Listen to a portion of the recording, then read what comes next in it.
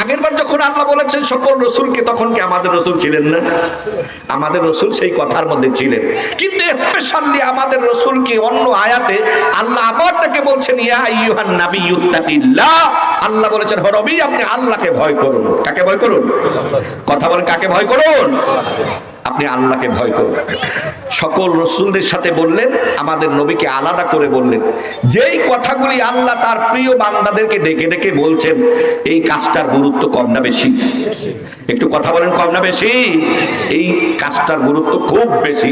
বেশি বিদায় তো আল্লাহ সকল রসুলদেরকে ডেকে বলছেন। আল্লাহ তার নবীকে বিশেষ করে স্পেশালি আল্লাহ রসুলকে ডেকে বলছেন ইয়া আইয়ুহান নাবিয়্যুত্তাকিল্লাহ, ও নবী আপনি আল্লাহকে ভয় করুন। সম্মানিত হাজিরিন, আল্লাহ তাআলা শুধু রাসূলদেরকে আর তার নবীকে ডেকে বলেননি। আল্লাহ সুবহানাহু ওয়া তাআলা যারা আহলে কিতাব, যেমন খ্রিস্টান, পৃথিবীতে অনেক জাতি সম্প্রদায় যাদের উপর আল্লাহ